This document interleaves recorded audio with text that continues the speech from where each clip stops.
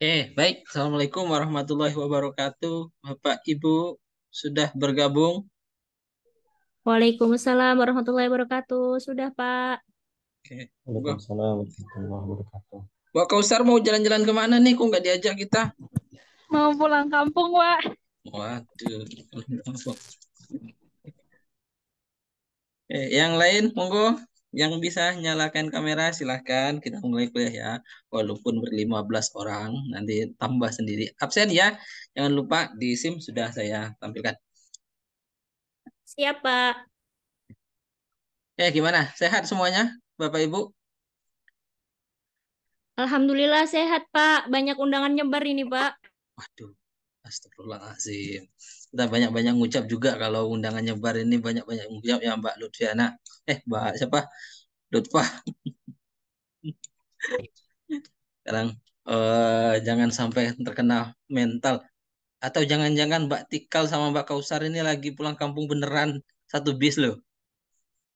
Ya, Pak, kita sampingan.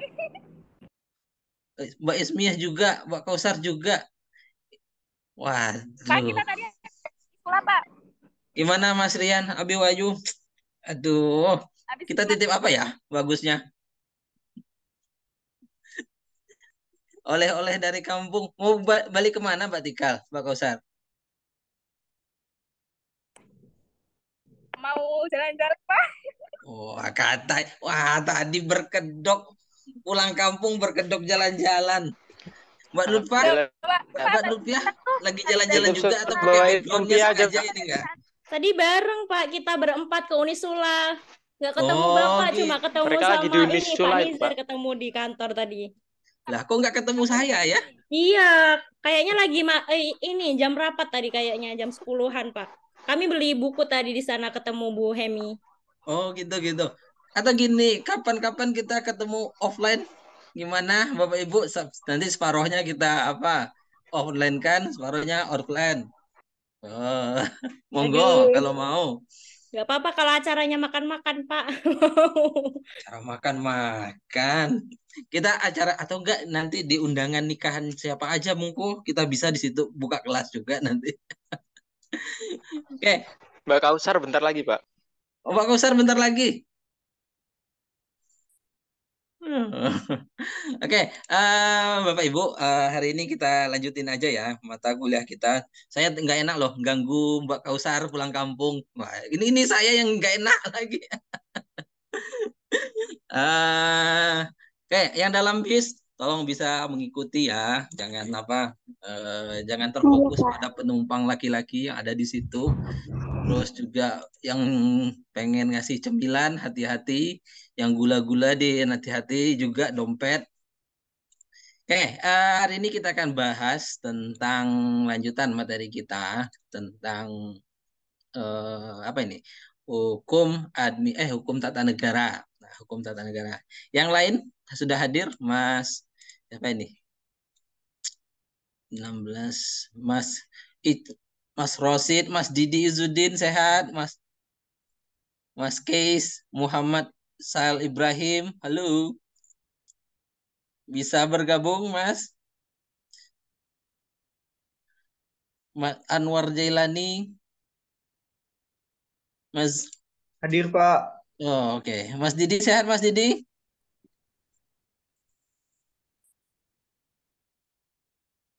Sehat, Mas. Oh, suaranya gak kedengaran ya? Eh, Mungkin handsetnya, Mas.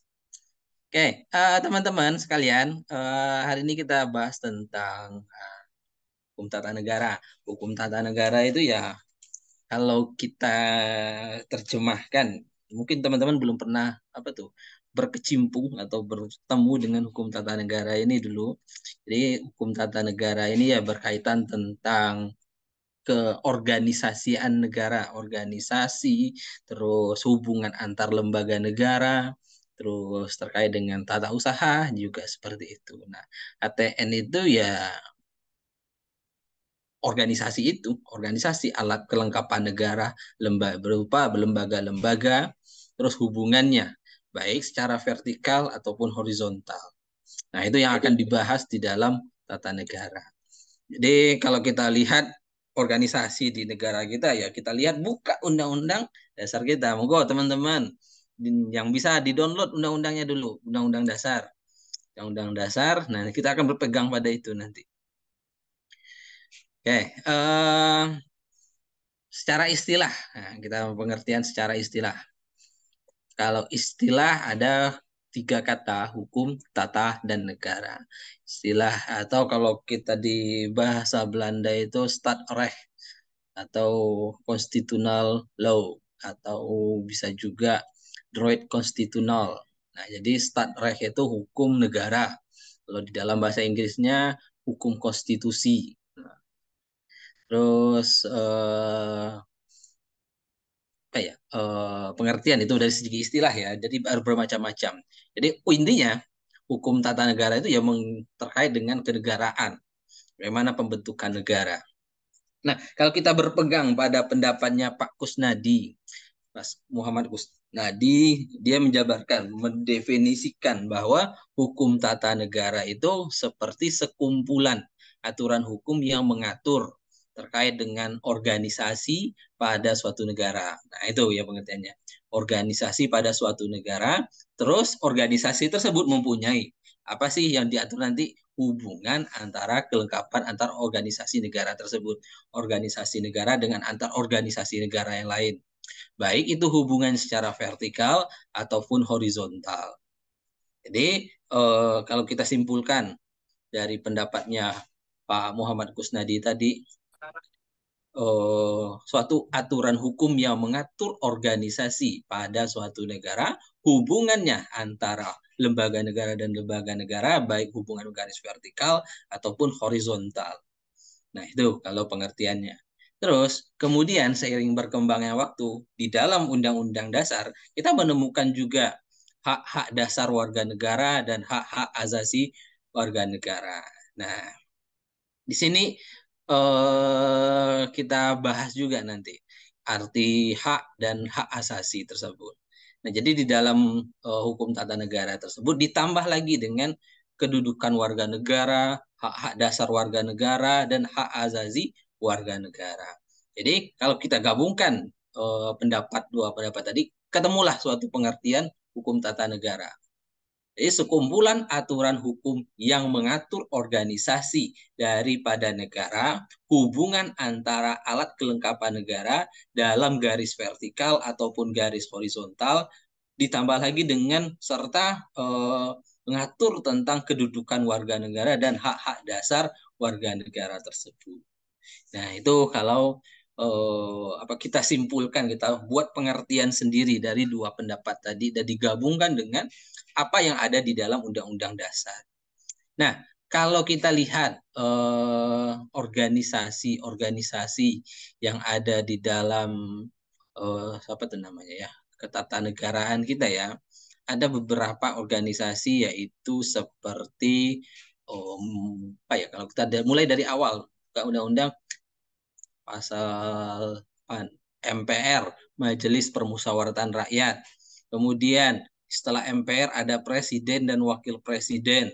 Terus ada DPRD, DPR, kok DPRD sih, DPR.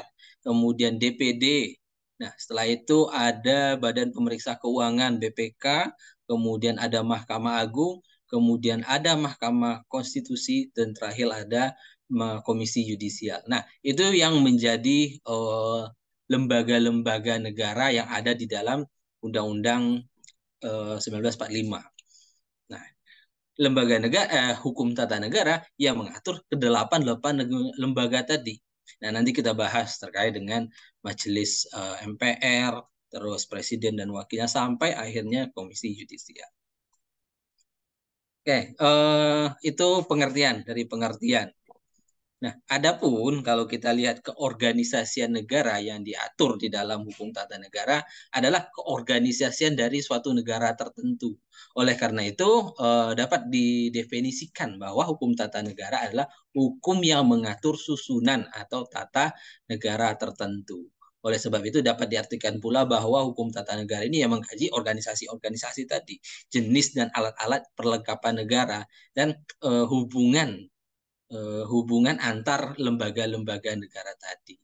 Nah, kalau mendengar dari YouTube-nya Pak Jimli Asidiki atau ada yang teman-teman yang baca bukunya Pak Jimli, ya beliau mengatakan bahwa doktrin dari ilmu pengetahuan apa tuh yang menjadi pondasi atau apa ya namanya tuh dasar dari hukum tata negara itu yaitu adalah hukum yang pembentuk hukum itu sendiri. Nah, jadi organisasi dalam pembentukan hukum.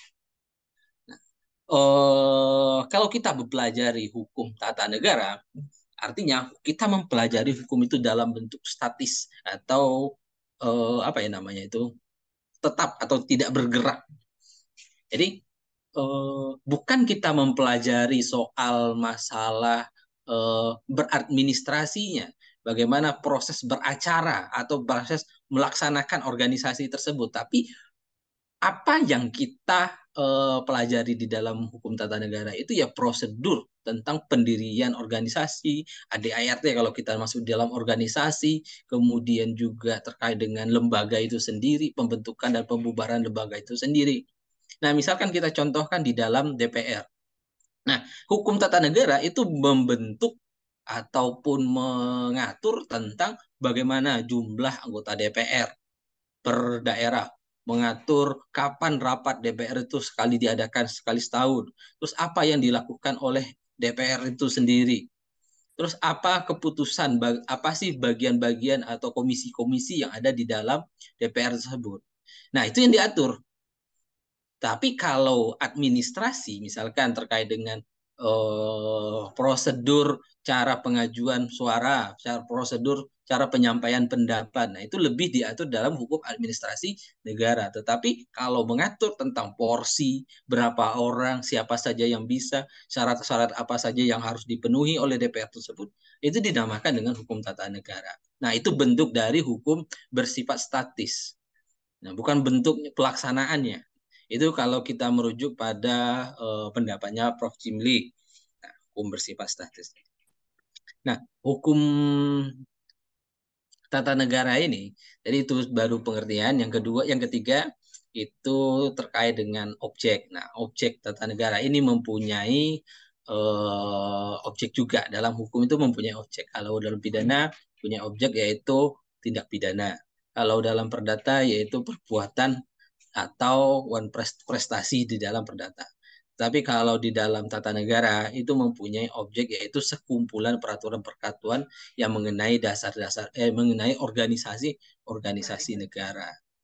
Nah, termasuk di dalamnya yaitu peraturan-peraturan organisasi, pembentukan lembaga-lembaga negara, kekuasaan-kekuasaan negara, terus hubungan vertikal dan horizontal antar barang negara, dan juga apa ya namanya itu pembentukan dan pembubaran dari lembaga-lembaga negara tersebut. Nah, coba kita lihat Undang-Undang 45 di dalam daftar isi aja kita lihat dulu. Oke, di dalam, nah menjadi dasar ya, menjadi dasar ataupun pegangan aturan-aturan di dalam ketatanegaraan kita itu ya kita berpegang pada Undang-Undang Dasar tahun 45. Coba nanti dilihat ya di daftar isi. Nah, di dalam Undang-Undang RI 45, Undang-Undang Dasar 45 itu kalau kita lihat susunan dari ketatanegaraannya itu yang pertama yaitu terkait dengan struktur umur organisasi negara, struktur umum. Jadi ada DPR dan presiden. Nah, terus bentuk-bentuk negara juga diatur. Nah, yang kedua baru diatur tentang lembaga-lembaga yang menegakkan negara tadi. Yang ketiga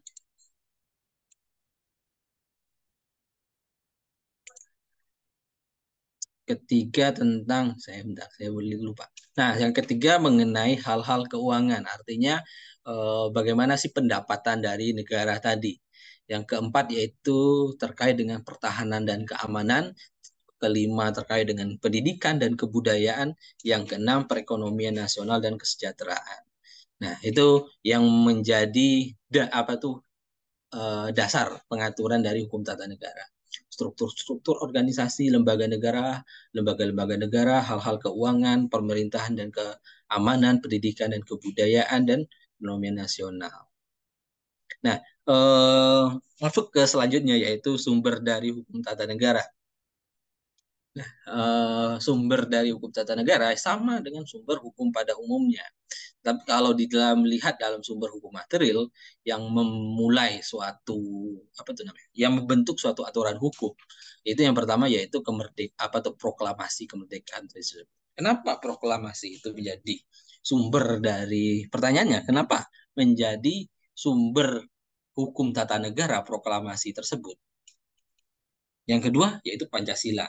Nah, tetap yang pertama yaitu proklamasi kemerdekaan tersebut. Nah, jadi pertanyaan bagi kita, kenapa sih proklamasi itu menjadi sumber hukum material? Monggo teman-teman yang mampu bisa menjawab. Mas Rian Hafid? Rian Hafiz? Mbak Nova? Mbak Nova hadir? Hadir, Pak. Nah, Mbak Nova sehat, Mbak? Alhamdulillah sehat. Lagi di mana, Mbak Nova? Kok nggak nyala kameranya? Maaf, Pak.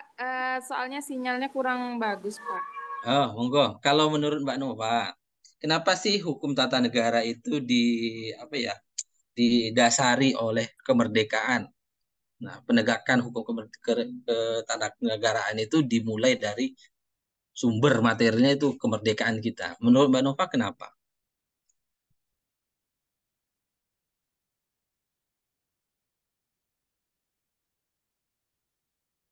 Dibantu juga Mas Ali Haidar. Ali Haidar hadir? Mbak Anissa? Monggo, teman-teman. Nggak apa-apa? Coba hadir Pak Ali Haidar Pak. Oh, monggo Mas Ali Haidar. Mas Ali Haidar, apa sih yang menyebabkan kemerdekaan itu menjadi sumber hukum material? Itu pertanyaannya.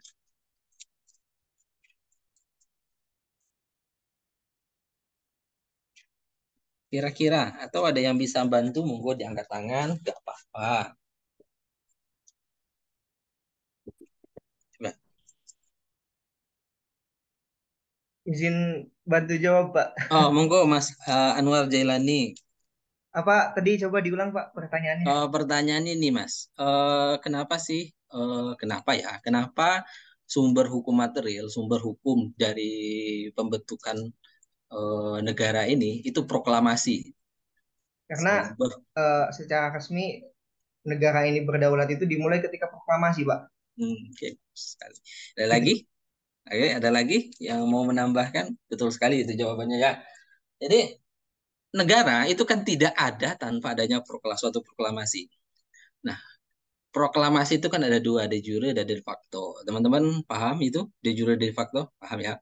Kalau de jure itu secara eh, apa ya namanya itu pengakuan, diakui, de jure, diakui oleh negara-negara lain. Oh, ini negara merdeka, negara yang sudah saya yakini mereka merdeka. Kemudian de facto itu ya secara faktanya mereka sudah sudah merdeka. Contohnya Indonesia, fakta sudah merdeka. Terus de jure ada pengakuan dari negara lain. Nah, proklamasi kemerdekaan itu adalah adalah perbatasan antara negara yang dianggap sebagai negara tetangga atau terjajah atau negara yang belum bebas dan dibatasi dengan negara yang merdeka. Negara yang merdeka itu adalah negara yang sudah mandiri. Ada suatu pengakuan bahwa kita ini sudah merdeka, berarti hukum tata negara kita ya ini ya sesuai dengan kehendak kemauan kita sendiri, kita mau menciptakan hukum tata negara kita sendiri. Nah, seperti itu ya teman-teman. Nah, itu yang menjadi latar belakang dari sumber hukum material. Artinya melatar belakangi timbul hukum-hukum Indonesia. Oke, itu ya. Hukum Indonesia, hukum asli Indonesia seperti undang-undang tentang pertanahan, undang-undang 45, undang-undang dasar ya, dan yang lain-lain itu didasari oleh kemerdekaan tadi. Kalau kita tidak merdeka atau tidak ada memproklamasikan kemerdekaan kita, tentu tidak akan ada namanya hukum Undang-Undang 45. Nggak ada undang-undang turunan dari Undang-Undang 45, nggak ada undang-undang tindak pidana korupsi, nggak ada undang-undangan pidana lain, dan undang-undang lainnya. Nah, itu jadi gerbang pembuka bahwa kita sudah pengen hukum kita sendiri. Kita sudah menggunakan aturan hukum kita sendiri. Nah, yang kedua, sumber hukum dari tata negara kita itu adalah Pancasila. Nah, Pancasila itu sendiri merupakan kronorom. Mungkin teman-teman sudah pernah dengar cerita soal kronorom di mata kuliah kewarganegaraan mungkin. Ada yang ngambil kewarganegaraan sini? Ada yang kewarganegaraan atau PKN sama kalau nggak salah Pak Sulhan kalau nggak salah saya. Ya, betul nggak sih?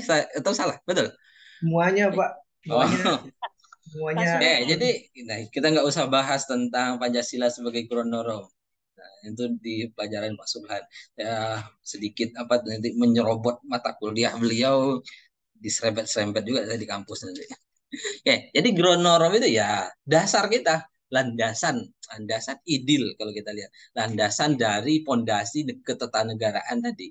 Nah, tata negara kita negara Indonesia, lembaga pembentukan lembaga negara Indonesia ya harus berdasarkan Pancasila tadi. Pancasila sebagai sumber hukum tadi. Oke, dalam pembentukan misalkan pembentukan lembaga negara harus menggunakan dasar-dasar Pancasila. Misalkan kita membentuk suatu lembaga perlindungan anak dan perempuan, misalkan lembaga perlindungan anak dan perempuan. Nah, harus didasari yang dasar-dasar tadi. Yang pertama ketuhanan.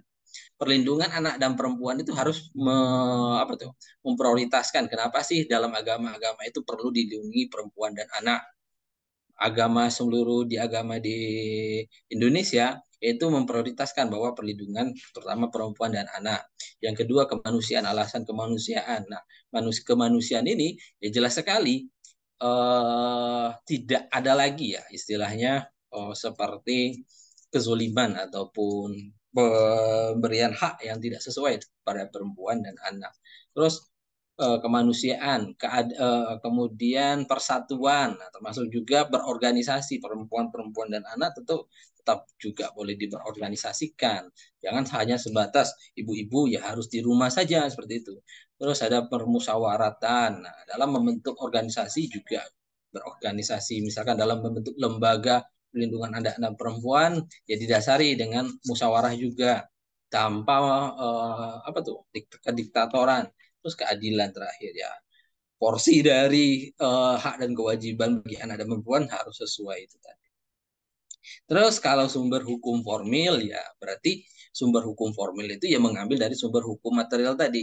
Alasannya pertama tadi ya pertama sumber hukum Pancasila. Kemudian diturunkan nanti ke Undang-Undang Dasar, kemudian ketetapan MPR, undang-undang, kemudian Perpu, peraturan pemerintah, keputusan presiden sampai keputusan peraturan daerah. Nah, itu yang menjadi landasan hukum formil kita di tata negara.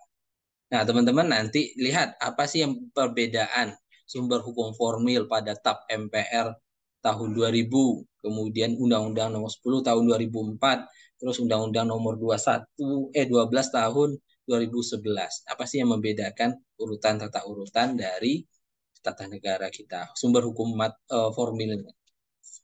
Oke, nah teman-teman, kita masuk ke pasal awal, pasal 1. Pasal 1 Undang-Undang Dasar kita. Di sana disebutkan bahwa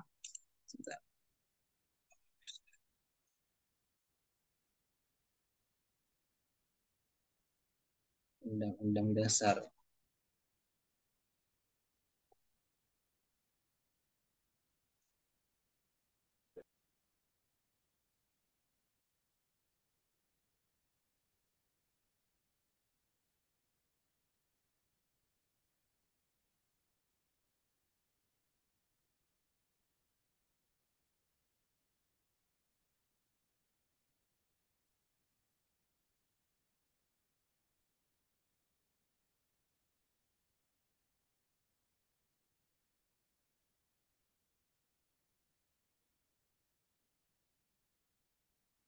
Oke, baik, kelihatan ya.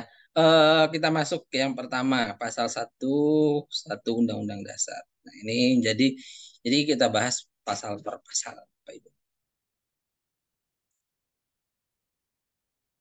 Oke, di pasal 1 itu menjelaskan tentang bentuk negara dan bentuk pemerintahan negara dan bentuk pemerintahan. Nah, negara Indonesia adalah negara kesatuan yang berbentuk republik. Dari pasal 1 yang ayat 1 ini sudah kelihatan bahwa bentuk pemerintahan kita dan bentuk negara kita. Oke, bentuk negara. Nah, bentuk negara. Bentuk negara yaitu bentuk ada dua bentuk negara sebenarnya, yaitu bentuk negara kesatuan dan bentuk negara serikat.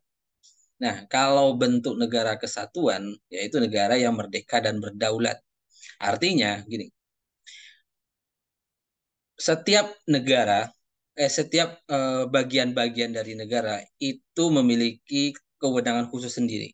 Memiliki kewenangan khusus sendiri, tetapi mereka tunduk dan patuh pada satu kekuatan, yaitu satu pusat. Ya, misalkan ke presiden. Nah, kepala-kepala daerah, misalkan kepala-kepala daerah di wilayah Jawa Barat, Sumatera Barat, mereka tetap tunduk berada di bawah negara di bawah kesatuan negara presiden, kepresidenan. Nah, tetap di bawah presiden. Nah, berbeda dengan negara serikat. Kalau negara serikat yaitu bentuknya federasi, merupakan 2 atau 3 atau lebih negara yang bergabung menjadi satu negara.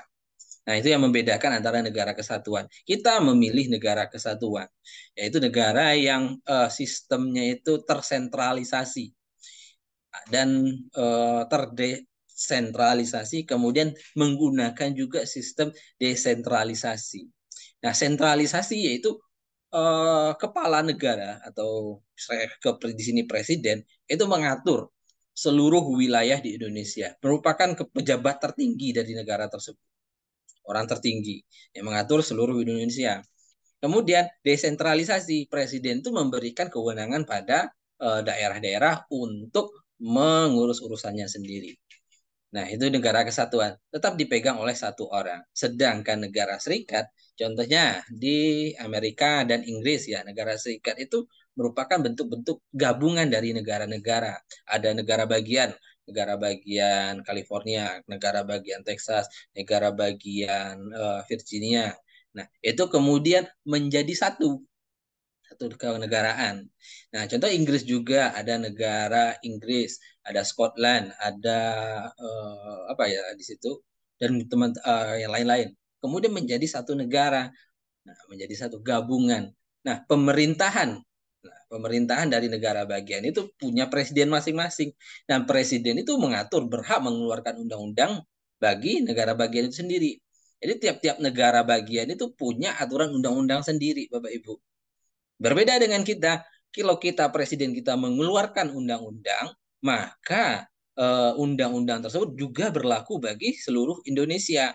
Tapi kalau apabila kepala negara dari negara bagian mengeluarkan undang-undang, maka undang-undang tersebut tidak berlaku bagi negara tetangganya, negara bagian sebelahnya. Nggak bisa berlaku bagi negara sebelahnya. Nah, mereka punya aturan-aturan itu sendiri. Oke, itu kalau kita lihat ya, apa tadi, negara kesatuan. Itu merupakan bentuk negara. Kemudian bentuk pemerintahan kita yaitu bentuk pemerintahan republik. Nah, republik itu kan ada bagian-bagiannya, Bapak Ibu. Ceritanya kan bagian-bagian. Ada bentuk monarki dan ada bentuk republik. Nah, monarki itu dibagi dua. Ada monarki absolut sama dengan monarki konstitusional atau monarki parlementer. Sedangkan republik ya konstitusional republik tadi. Nah, apa sih ya beda monarki dan republik, Bapak Ibu? Kalau monarki ada pemisahan antara kepala negara dan kepala pemerintahan. Sedangkan republik itu menggabungkan dua kepala pemerintahan dan kepala negara tadi. Nah, monarki itu menganggap bahwa misalkan ada raja dan parlemen, ada kepala parlemen, ada apa ya namanya itu? Oh, aduh saya lupa di ujung lidah ini. Hmm,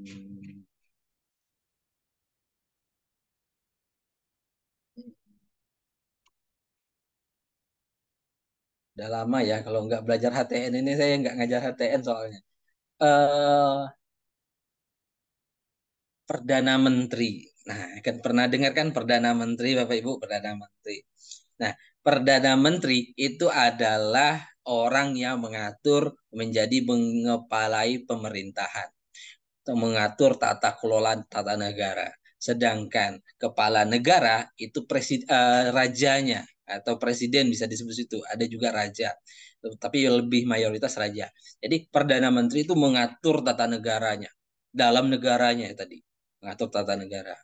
Tapi kalau raja atau presiden di dalam monarki tersebut ada sebagai orang yang menjalin hubungan dengan negara lain, kemudian sebagai simbol letaknya, sebagai simbol bahwa ini adalah raja.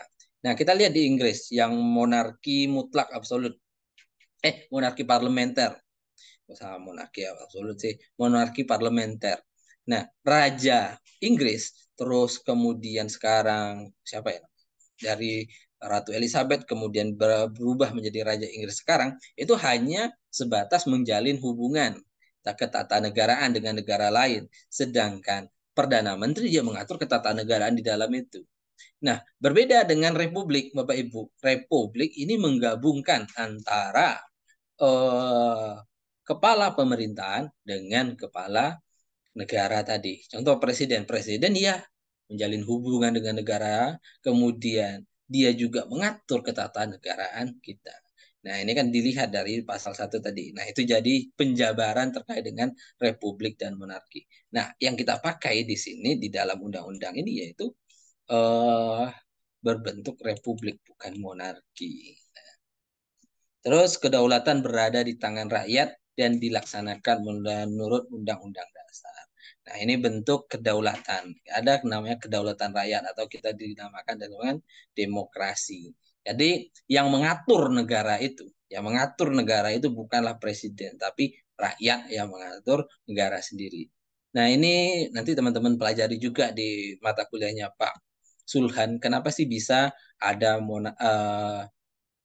demokrasi, aristokrasi, ada lain-lain, ada monarki juga. Nah, ada nanti dipelajari itu.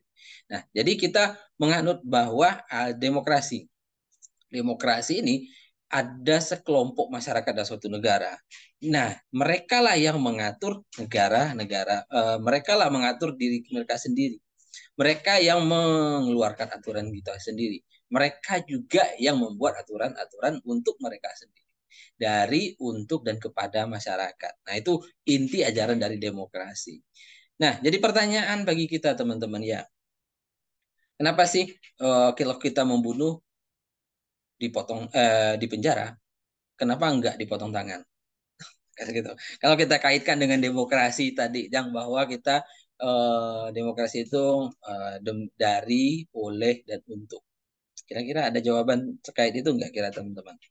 Kenapa kita dalam berdemokrasi ya, misalkan misalkan kita mencuri kok kenapa di penjara bukan dipotong tangannya? Terus kalau kenapa membunuh itu tidak dikisos seperti itu? Itu pertanyaannya. Kenapa, Bapak Ibu? Kalau dikaitkan langsung dengan demokrasi.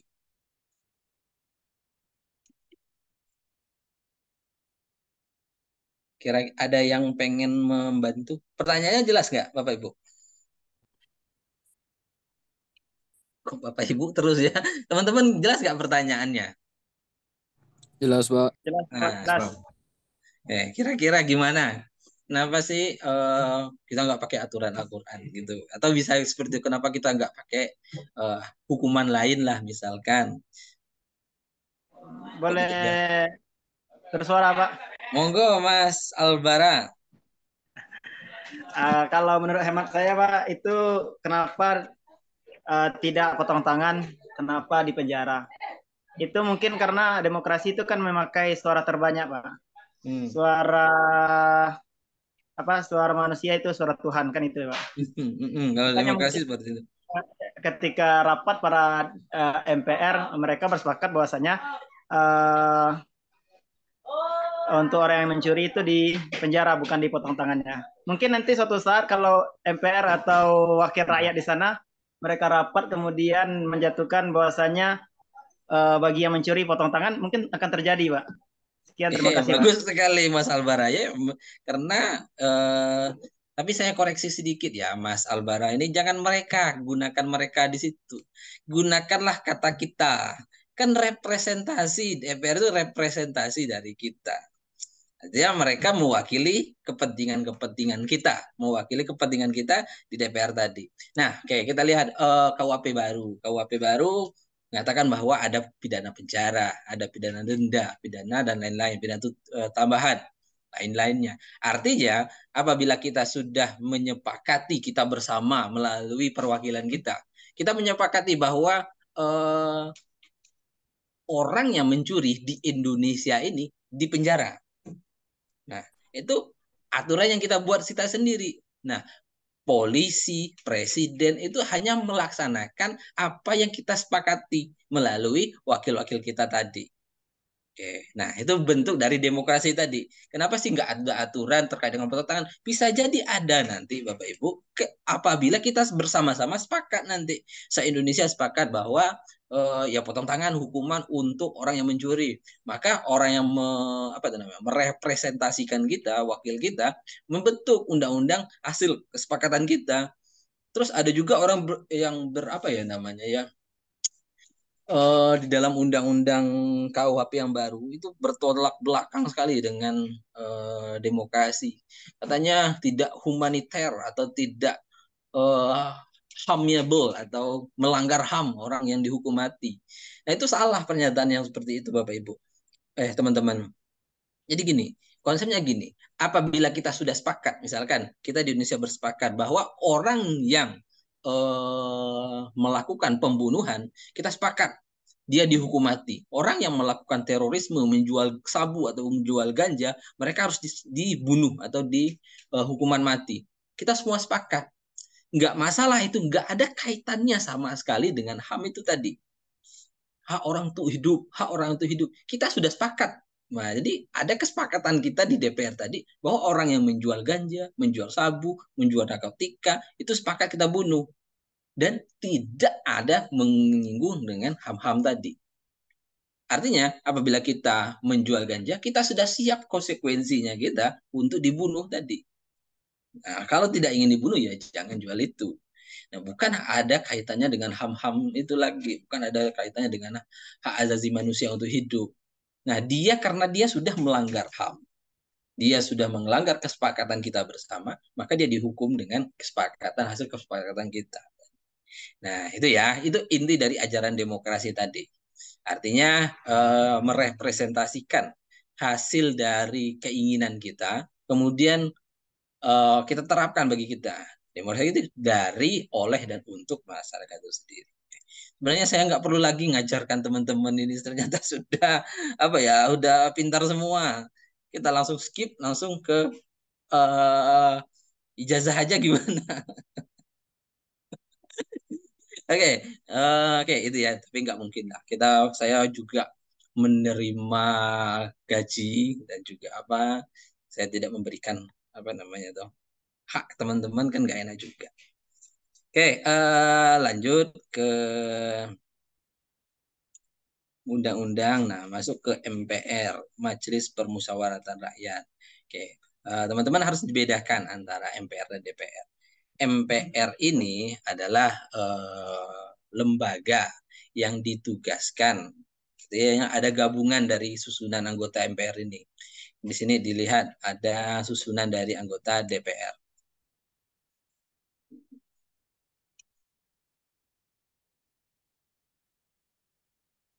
Oke, lihat pertama, Majelis Permusyawaratan Rakyat terdiri dari anggota Dewan Perwakilan Rakyat dan anggota Dewan Perwakilan Daerah. Jadi MPR itu bukan dipilih sendiri melalui pemilihan umum, ada orang-orang tersendiri, tapi tidak.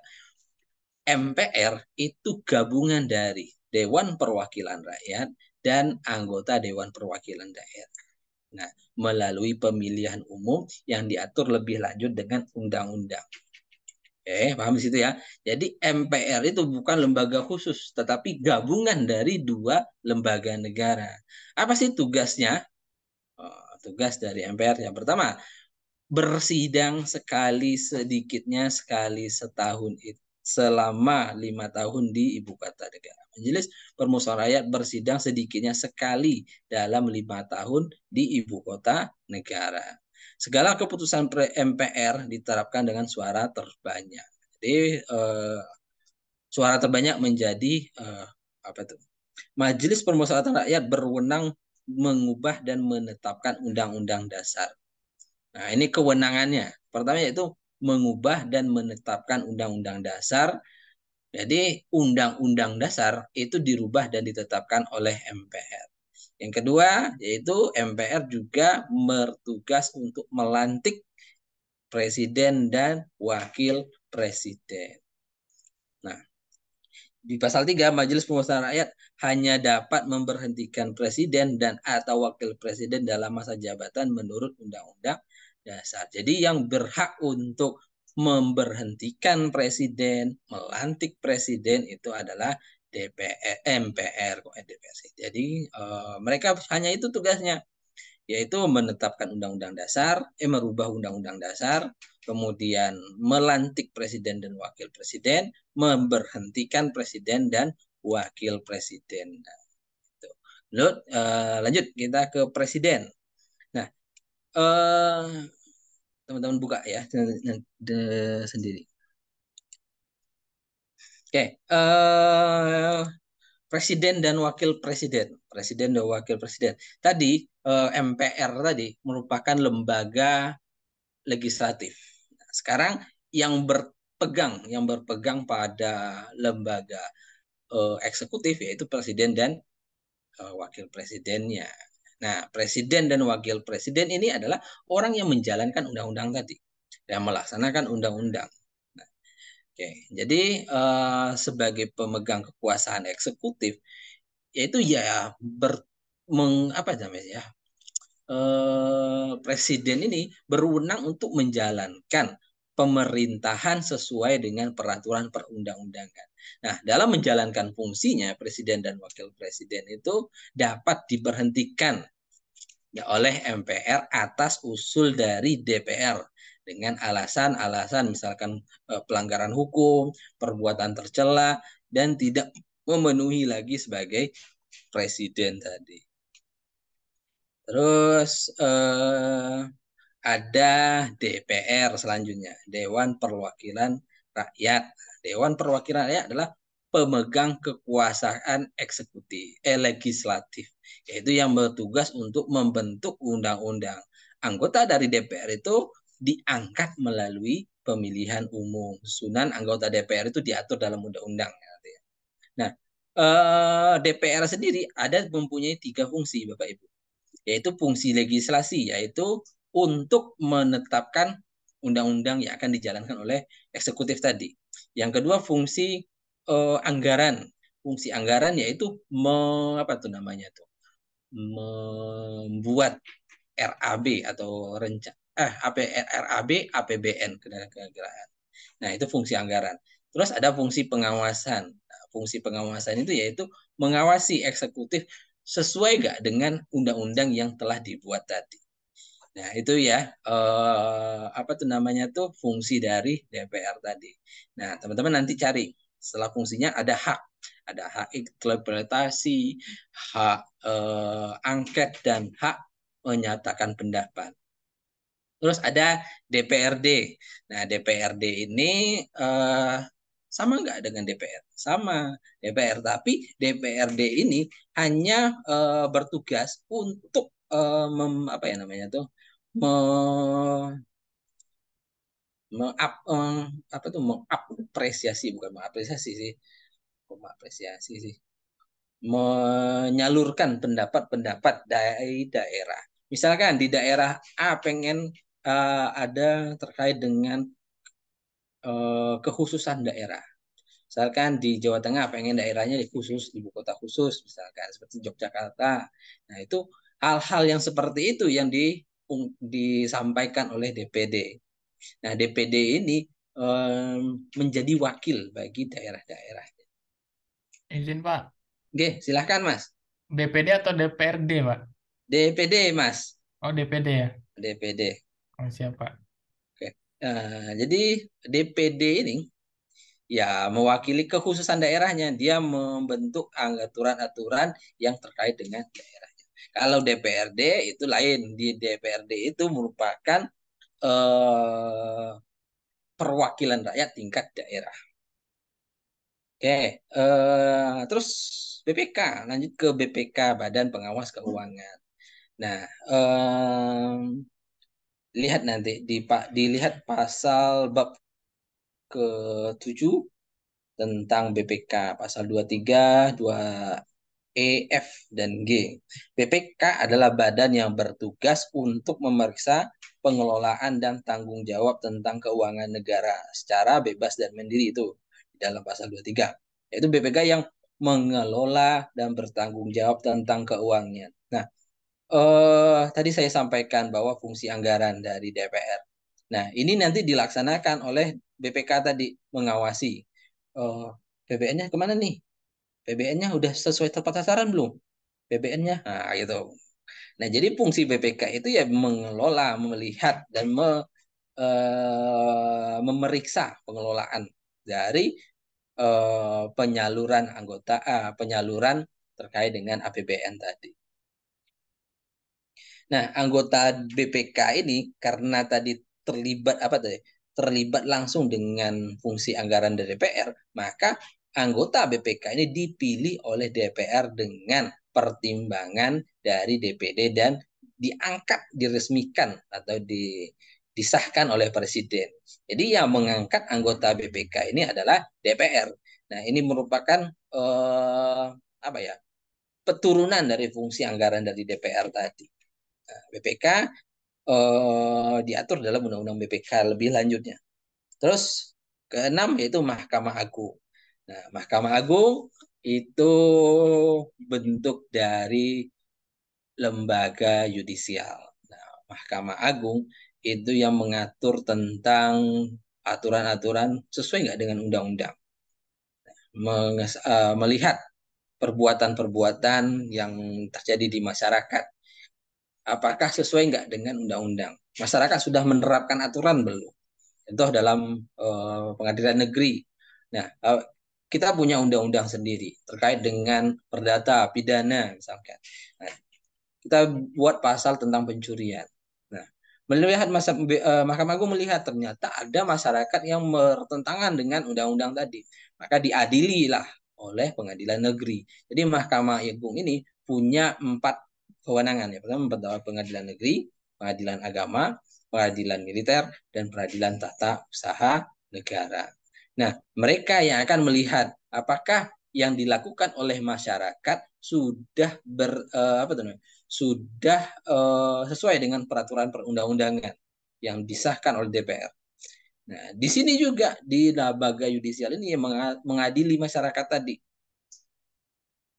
Nah, Mahkamah Agung ini kalau kita lihat di dalam pasal 24 ayat 2 mengatakan bahwa ini merupakan kekuasaan kehakiman. Nah, kekuasaan kehakiman yang di bawahnya di lingkungan peradilan umum, peradilan agama, peradilan militer, dan peradilan tata usaha negara.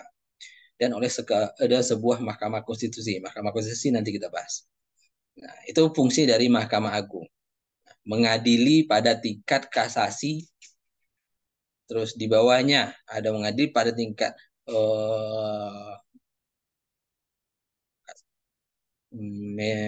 pertama peradilan biasa, kemudian naik banding, kemudian kasasi. Oke, terus Mahkamah Agung ini diawasi, etika hakim dari Mahkamah Agung ini diawasi oleh Komisi Yudisial. Jadi orang-orang dari Mahkamah Agung ini tidak sewenang-wenang. Jadi mentang-mentang sudah punya kewenangan, dia tidak bisa diawasi. Nah, DPR membentuk suatu lembaga, yaitu lembaga Komisi Yudisial, untuk mengawasi etika-etika dari para hakim-hakim tersebut.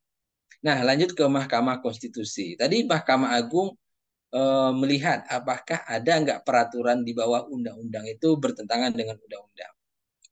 Nah, sedangkan Mahkamah Konstitusi itu melihat apakah undang-undang yang dibuat oleh DPR itu bertentangan nggak dengan konstitusi atau undang-undang dasar kita. Nah, itu ya yang menjadi poin penting dari Mahkamah Konstitusi. Melihat undang-undang. Misalkan yang selagi sibuk ini, lagi gunjang-ganjing, apakah dengan apa namanya tuh usia presiden yang masih muda bisa akan menjadi presiden. Nah, itu fungsi dari Mahkamah Konstitusi menyocokkan dengan Undang-Undang Dasar. Oke, terus terkait dengan Komisi Yudisial. Nah, Komisi Yudisial sudah saya sampaikan tadi, yang bersifat mewenang melihat apakah melihat, menjaga dan menengahi martabat dari hakim-hakim di dalam lingkungan Mahkamah Agung tadi.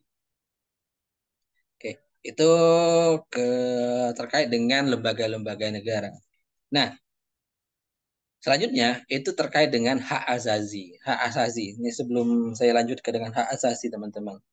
Ada nggak yang ngerti perbedaan antara hak asasi dengan hak yang biasa kita dengar? Kira-kira apa yang membedakan hak asasi dengan hak yang biasanya?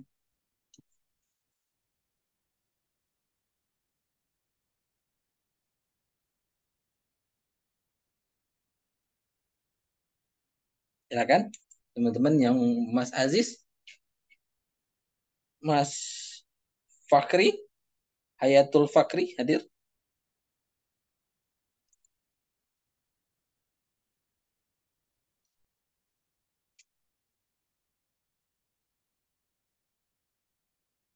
Mas Hanif,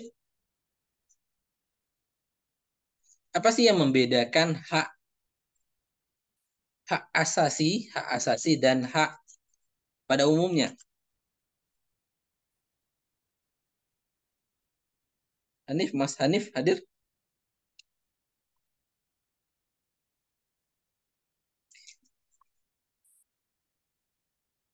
Kira-kira Bapak Ibu, teman-teman, hak asasi ya hak apa ya Pak? Izin monggo silahkan. Mas siapa? Ajar Pak. Ya, monggo Mas Fajar. Nah, mungkin Mas bedanya Fajar dinyalain kameranya, Mas. ini Pak ajarnya yang tadi Pak masuk keluar Oh, masuk keluar. monggo Mas Fajar. Kira-kira apa sih yang membedakan antara hak dan hak asasi? Silakan Mas Fajar. Mungkin karena kalau hak itu kan setiap orang punya hak. Mm-mm. Kalau hak asasi itu mungkin terbentuk karena ada dasarnya Pak. Karena Oke. disebut asasi. Asas berarti berlaku bagi setiap orang menyeluruh Mm-mm. universal gitu Pak. Bagus. Mungkin itu. Weh, hampir mendekati, cuma belum kurang kurang sempurna. Yang mau menyempurnakan. Bagus Mas Hasan. Oke, Mas. Iya. Monggo yang mau menyempurnakan silakan. Hak asasi dan hak. Ada kira-kira Bapak Ibu? Mas Salim, Mas Supriyanto, nih hadir.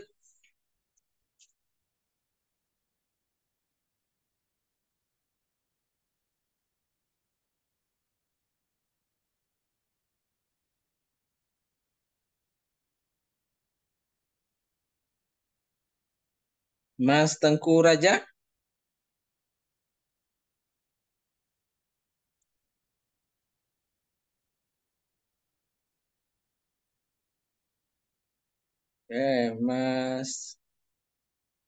Mbak Nova hadir.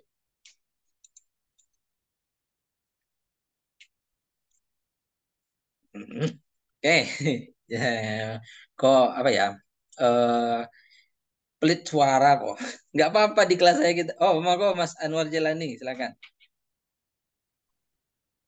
Kalau nggak salah Pak, Hmm, eh, dulu pernah belajar kalau nggak salah ya Pak.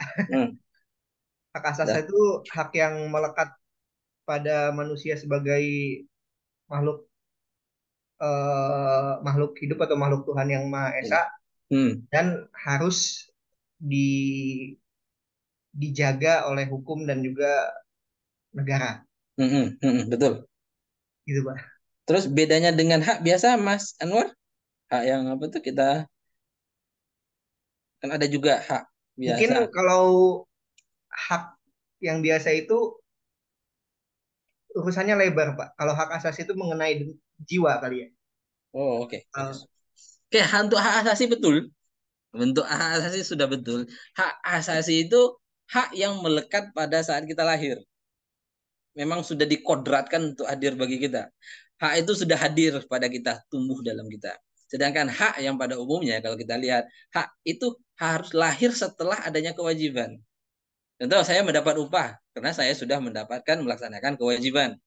Lain halnya dengan hak asasi. Contohnya, saya hidup, hak saya untuk hidup. Ada nggak kewajiban yang harus saya laksanakan untuk mendapatkan hak untuk hidup tersebut? Misalkan saya harus nyebut nama Asmaul Husna 24 jam sekali atau berzikir kepada Allah untuk hidup. Enggak, seperti itu ya. Jadi hak azazi itu sudah ada pada saat kita lahir tanpa kita melaksanakan suatu kewajiban. Sedangkan hak pada umumnya itu yaitu hak itu lahir setelah adanya kewajiban, hak mendapatkan upah, hak untuk didengar apa hak untuk apa ya? Oh, didengar pendapat, hak untuk masuk ke dalam suatu mendapatkan fasilitas. Nah, itu ada effort atau kewajiban yang harus kita laksanakan. Tapi hak untuk hidup, hak mendapatkan perlakuan yang sama, hak untuk didengarkan.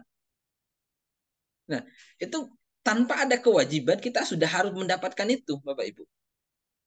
Nah, itu yang diatur di dalam Undang-Undang Dasar kita. Hak untuk sekolah, hak mendapat pendidikan, hak beribadah sesuai dengan agama dan masing-masing. Nah, itu ya hak asasi manusia, hak-hak dasar tanpa adanya suatu kewajiban. Nah, hak yang ada kewajiban itu bukanlah hak asasi. Kita dapatkan setelah kita mendapatkan melaksanakan kewajiban. Nah, itu baru dinamakan dengan hak asasi. Hak pada umumnya, sedangkan hak asasi tanpa adanya kewajiban. Nah, dilihat di dalam undang-undang kita buka lagi undang-undang dasar kita. Nah, ada hak untuk hidup, mempertahankan kehidupannya, hak untuk membentuk keluarga, melanjutkan keturunan atau perkawinan yang sah. Jadi ada misalkan di kampung teman-teman, misalkan melarang orang itu untuk menikah. Misalkan Avandi, jangan menikah jenengan sebelum kaya. Ada nggak yang seperti itu, Mas? Handayani, Alfandi Ayandayani. Nah, kan ada orang tua yang seperti itu. Kamu nggak boleh nikah dulu sebelum kamu apa namanya itu bisa membahagiakan orang tua. Tidak ada pelanggaran HAM seperti itu. Nanti kalau setelah pelajaran ini pengen menikah langsung saja, jangan ditunggu-tunggu. Oke, itu hak untuk membentuk keluarga tadi, hak untuk kelangsungan hidup dan hak untuk mengembangkan diri. Nanti dibaca di pasal 28. Dari huruf A sampai huruf J semua dengan hak terkait dengan hak asasi manusia. Oke, itu pada intinya ya hak asasi. Nah, itu dasar dari hukum tata negara. Nah, dasar-dasar dari tata negara terkait dengan apa yang dimaksud dengan hukum tata negara, apa saja objek tata negara, hukum formil, hukum material. Nah, itu yang ada di dalam tata negara. Jadi teman-teman sudah bisa nanti membedakan antara hukum tata negara, hukum administrasi negara. Nah, besok kita pelajari hukum administrasi negara. Jadi tujuan dari mata kuliah pengantar hukum Indonesia ini membedakan antara hukum-hukum yang ada di Indonesia. Oke, sampai di sini silahkan. Ada yang bertanya dulu.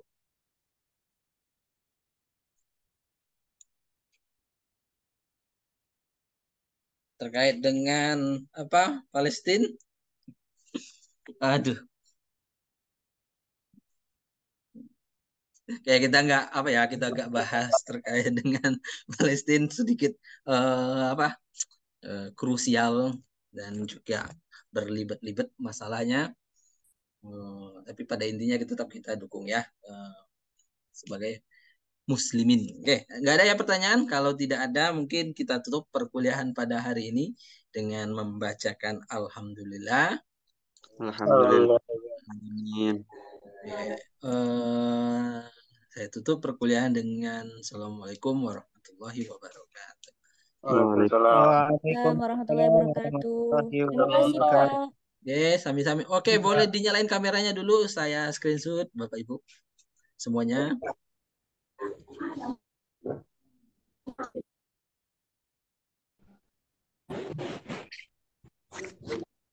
Oke, 1, 2, 3.